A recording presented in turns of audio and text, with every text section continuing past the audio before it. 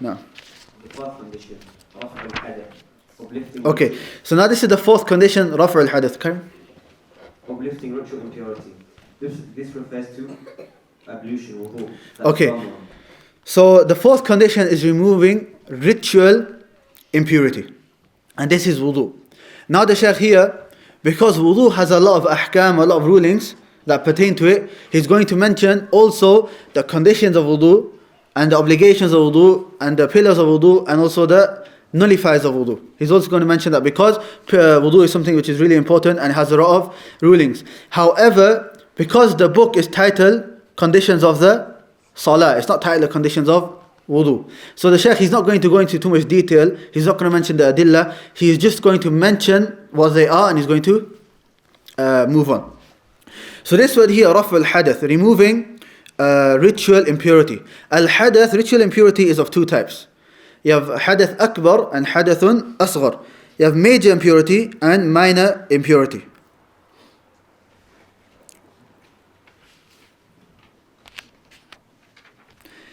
Minor impurity is when a person is in a state where he needs to do wudu. And if a person is in a state where he needs to do wudu, now, like I said, this book is a beginner's book. We're not going to go into the khilafat or the difference of opinion. I'm just going to mention some things that the ulama, or most of the ulama say, and we're going to move on. So the ulama say there are three things that a person cannot do when he's in the state of minor impurity. The first is pray salah. The second is touching the mushaf or touching the Quran.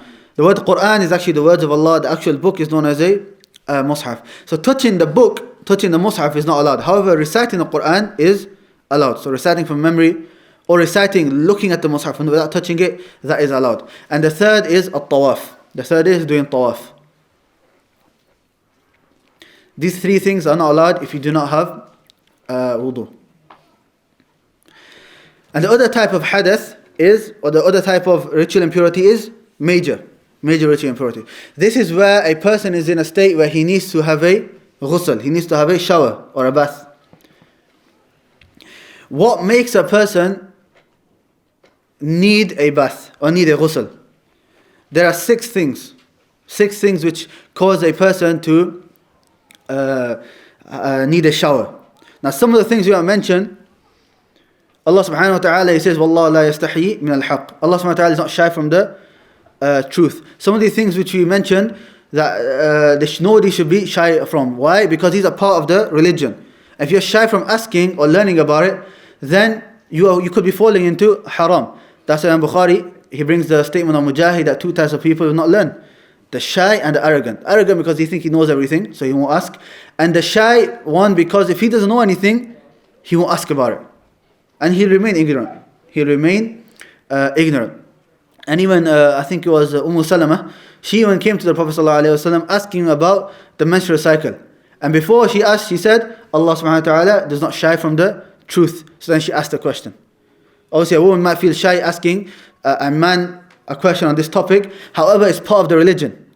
And it's something that she has to know. Something happens on a monthly basis for a woman, so she has to know these rulings. So she came and she asked the Prophet ﷺ. That's why I think Aisha radiallahu anha, she says in Bukhari, in Muslim, Ni'man Nisa al-Ansar, that how great are the women of the Ansar. لم يمنعهن الحياء أن يتفقهن في الدين. That shyness did not prevent them from learning about the religion of Allah subhanahu wa ta'ala. So the things which cause a person to have a bath or a ghusl is firstly ejaculation. This is both for a man or for a woman. And this is in any way, whether it's with your spouse, whether it's masturbation, even though it's haram. Anyway, if a person does that, then he has to have a ghusl. So if a person ejaculates, for example, and then he just does wudu and prays salah, that wudu is not accepted. The second is sexual intercourse. Okay? And notice the difference between the first and second. The first is just any ejaculation. The second does not mention ejaculation. And the reason why is because as soon as the head of the private parts of the man enters into the woman and you can't see that anymore, even if the person does not finish, ghusl is obligatory upon that person. And a lot of spouses make mistake on this, thinking that, oh, because we do not ejaculate, we do not finish, it's not obligatory upon us to do ghusl. As soon as the head of the private parts of the man disappears, that's when it's obligatory upon both of them to have a ghusl. The third is hayd, is the menstruation cycle for a woman. So as soon as she finishes, then she has to have a ghusl. And the fourth is an-nifas, which is post natal bleeding. After a woman gives birth and she bleeds, after that she has to have a shower. The fifth is when a person passes away. Obviously the person who passes away, he's not going to have a shower himself, but it's fardu kifaya, it's a collective obligation upon the Muslims in his area to give that dead body a ghusl. And this is an obligation. If nobody in the community does this, everybody in the community is sinning. However, if a small number of Muslims get up to wash this body, then the obligation is lifted upon everybody else. And these are the two types of fard when it comes to the religion: fardu ayn and fardu kifaya. Fardu ayn is that which is obligatory upon every individual, and fardu kifaya, which is obligatory upon everybody, upon the community. And if a certain number of people do it in the community, then the obligation has been lifted from everybody. But if nobody does it, then everybody is sinning. And the same is for the janazah prayer. If nobody prays the janazah, then everybody in that community is sinning. And the last is when a new Muslim accepts Islam, he has to have a ghusl.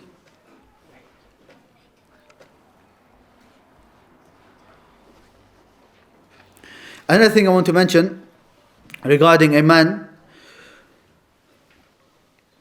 if a man or even a woman urinates, then obviously he requires to have he requires to do wudu. There are also other things which come out of a man which has different rulings, and there are 4 things. The first is urine. Bowl. The second is mani, which is sperm. The third is madhi, which is pre-seminal fluid. And the fourth is wadi, which I don't know the English translation for. Anyone know what the English translation is for that? I'll explain what it is, and then if you can work out a translation, then you can use that, inshallah. Wadi is basically that substance which comes out just naturally during the day due to either the temperature being too hot or temperature becoming too cold.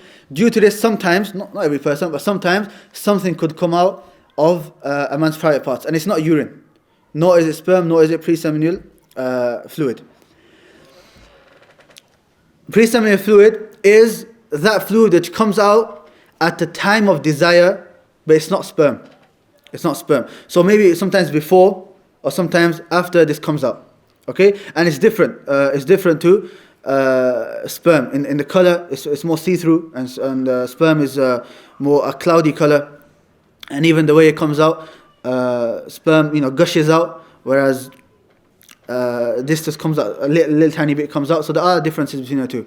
And sperm is known to everybody, and urine is also known to everybody. What's the rulings on this?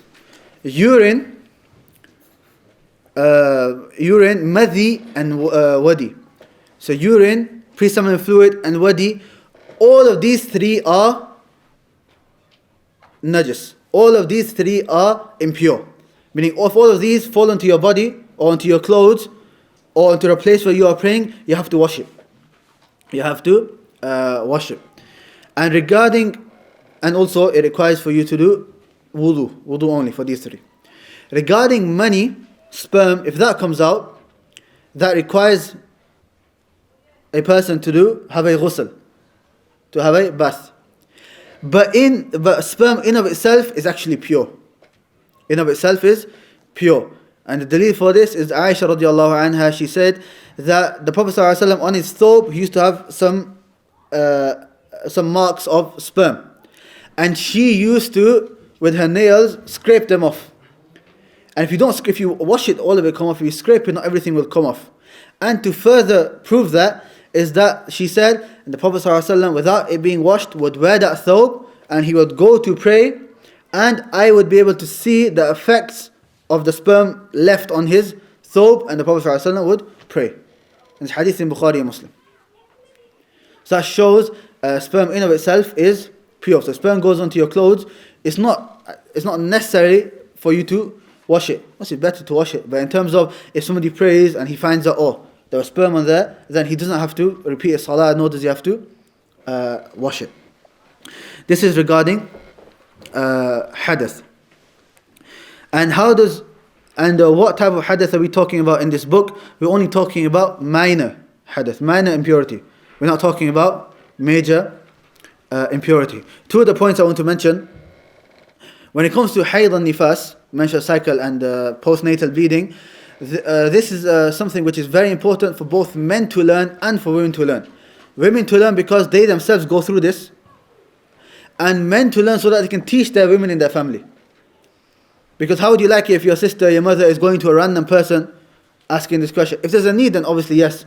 But wouldn't you rather that you were the one to teach your family, teach your wife about these rulings? You wouldn't want your wife to go asking somebody else, and then especially when it comes to those things, those which are more delicate, and you wouldn't want your wife going to somebody else and start describing all that was going on to a different man. You'd rather want to answer that question yourself. Obviously, if there's a need, then obviously she can go, or she can send you to go and ask the man. But it's better for you to learn yourself.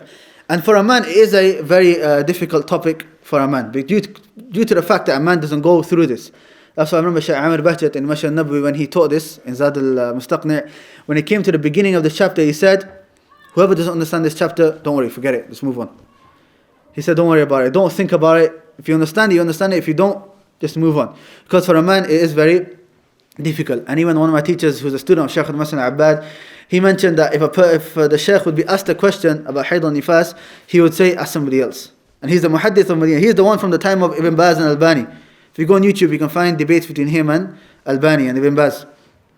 And he's very old now. He's blind. I don't know how old he is. He's over 90 or something. He teaches in Masjid al-Nabawi. So if he's asked a question about this, he says, ask somebody else. Even though he teaches Bukhari and Muslim, obviously these chapters come, so he teaches it. And the reason he says this is because there are those ulama that specialize in these fields. So he says, go to them. If they weren't there, then obviously he would answer. The point being made is that these are very difficult chapters for a man to understand. But that's why it's so important for men to, if they see something being taught on this topic, they should go out to learn. And more so women. Yeah, because obviously a woman wouldn't want to go to somebody else to try to learn about this. There's one question that comes up a lot, and I want to answer this inshallah, which is a woman allowed to recite Quran when she's in the state of her menstrual cycle? Okay. Now generally for a man and woman, if a man is in a state of janaba, major impurity, it's not allowed for any of them to recite Quran. A question could be asked, what about dhikr?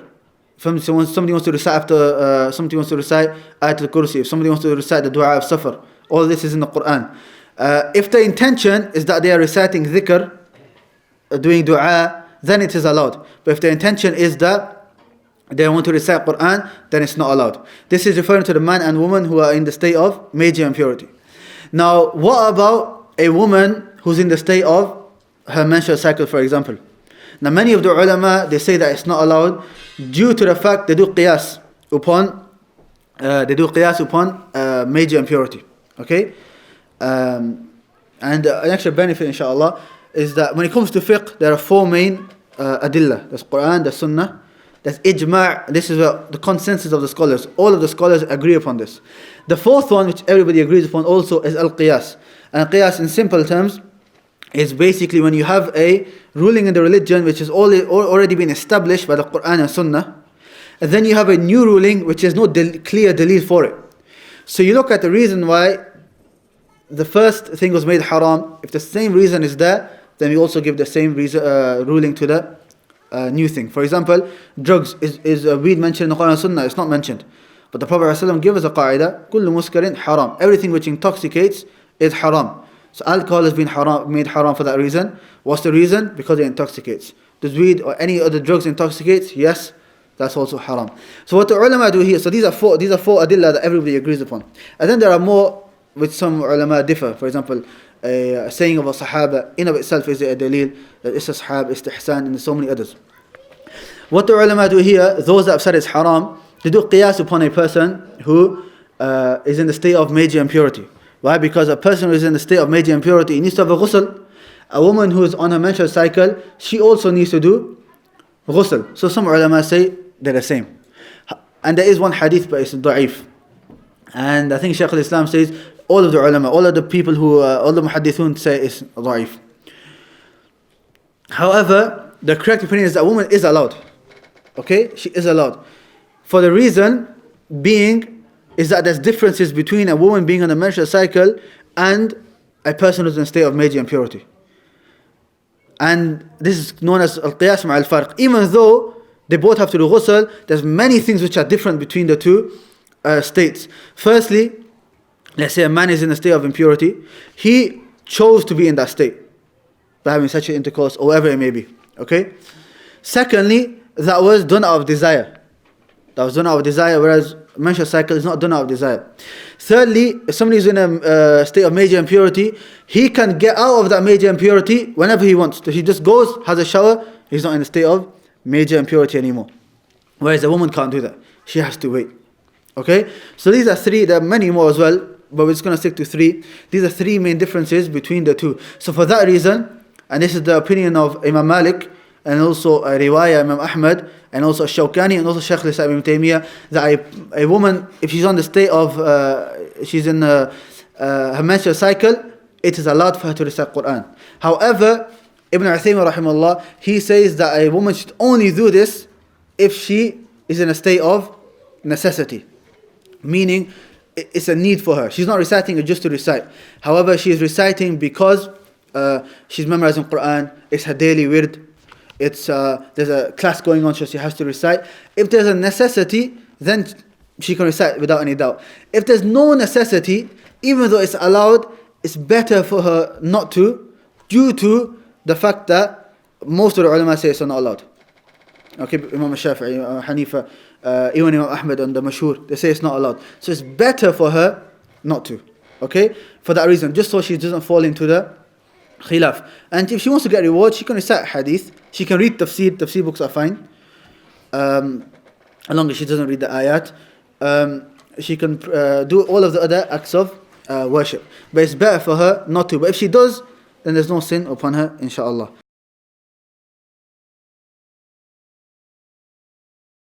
Anything that's doing anything which stops the water reaching the skin, you have to remove that before doing the wudu. Even if it's hard for you to remove, it doesn't matter. You have to try your best to remove it.